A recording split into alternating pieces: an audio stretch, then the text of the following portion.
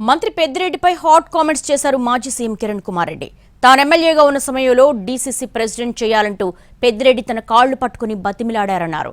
దీనికి కౌంటర్ ఇచ్చారు పెద్దిరెడ్డి. తాను సోనియా గాంధీ కాళ్లే పట్టుకోలేదని స్పష్టం చేశారు. ఆయన సీఎం సీటు కోసం కిరణ్ కుమార్ రెడ్డి ఢిల్లీ పెద్దల కాళ్లు పట్టుకున్నారని ఆరోపించారు మంత్రి పెద్దిరెడ్డి.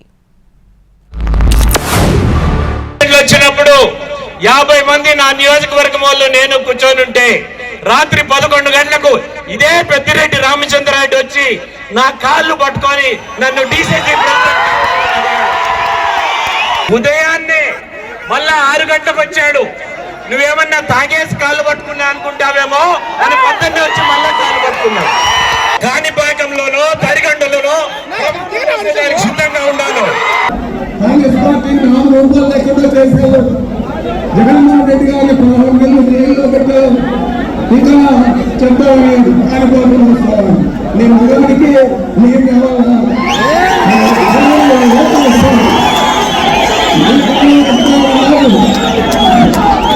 నేను సోనియా గాంధీ కాళ్ళలో పెట్టాలి. ముఖ్యమంత్రి